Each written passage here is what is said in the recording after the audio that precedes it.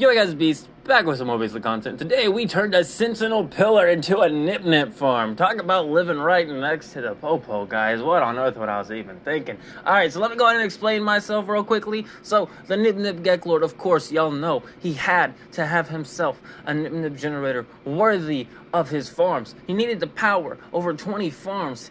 This is going to be a power source for 20 more farms. So, the only way to do it would be to tap into the Popo themselves' tech. As we know, the Sentinels always have the best tech.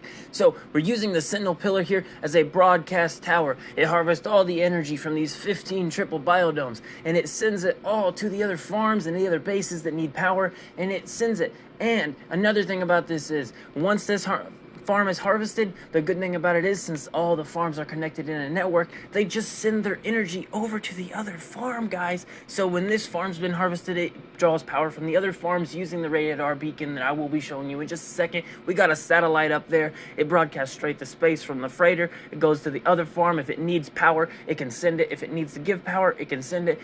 Also, another interesting thing to know, this is called a bubble duct real quickly, just break immersion for a second. Bubble duct, it's 2,000 Quicksilver in the Quicksilver shop. They are phenomenal, but back to the immersive side of this, just as a reminder, this is just free power with a lot of decorating, but let's continue. So, as everybody knows, most power sources can only flow in one direction, but with the power of nip energy and using the power of these Sentinel pillar we have here with the new nip tech the Geklord has discovered, we have actually come up with energy that is able to flow both forwards and backwards at the exact same time, allowing it to give and receive power at the exact same time. No other energy source is able to do this. They have to use separate lines for positive and negative.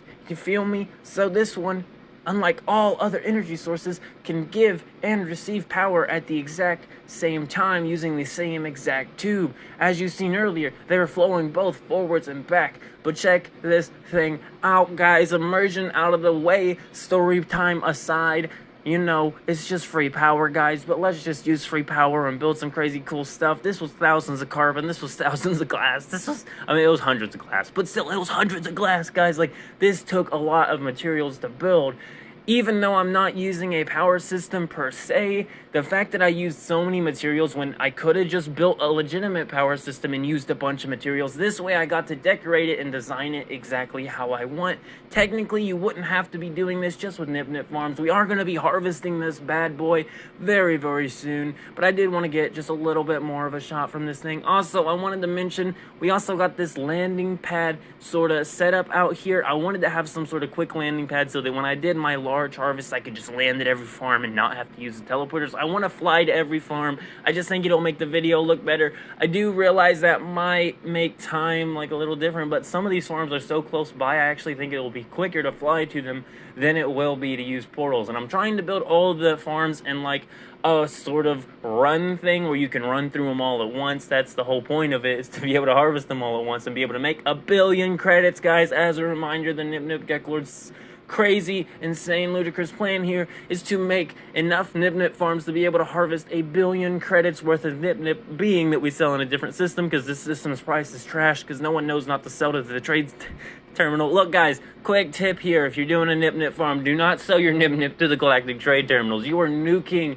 the price that nip is worth in that system. This system literally has like 300,000 credits for 20 nip buds, guys. That is so crap. That is normally 1 million credits. So I literally have to go to another system when I go to sell 1 billion credits worth of nip. We are going to be carrying so much nip on us. Our starship's gonna be loaded. We're gonna have an inventory full of starships. It's gonna be wonderful. I cannot wait till these farms are done. I'm thinking it'll take about a month. This farm I did build yesterday sometime. I had to plant the nip and I had to gather the Facium. I'm thinking we're going to be building a Facium farm soon, guys. I know I've been avoiding it because it's so easy to make Facium and it's so easy to get dihydrogen and carbon. However, if I had a Facium farm, I could literally just go run through there and put down even just 4 or 5 triple biodomes worth of Facium, and I think it would allow me to do these farms a little quicker. I really only need a Facium farm, and as you can see here, this is not sped up at all. This is literally just how long it takes to harvest this entire thing. It's done like that, guys. This entire video is 7 minutes. Keep that in mind.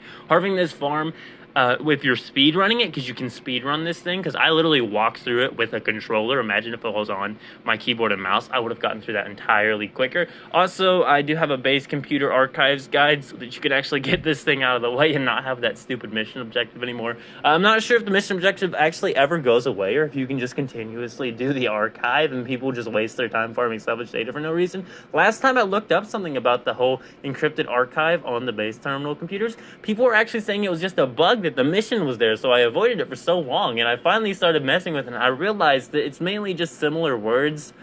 So you're looking for the unlike word or the really short word compared to other words, things like that. It's just weird comparing words, seeing what word doesn't fit in with other words. It's weird, but check this thing out, guys. I absolutely love it. We are going to have a final cinematic shot at the end, just showing the whole thing. I didn't want to do that. Unfortunately, actually, I think we'll just use the pre-harvested shots we already got. But unfortunately, I was going to say that we were going to record it after, which I could have got better shots for. I didn't really take shots. I need to take some time more to get the cinematic shots out. I also wanted to mention, if the reason why I left it as like an open base design where the only thing here was the biodomes is that the problem with using AI robots for cops and the problem with using them for authoritarian figures is that they only function off of what their programming tells them to, and when they scan these giant biodomes full of this illegal nip substance that they would normally go crazy about, they actually don't mess with me until I start fighting them, just because they don't know what's in the biodomes. All they see are giant spears through their robotic eye, you know,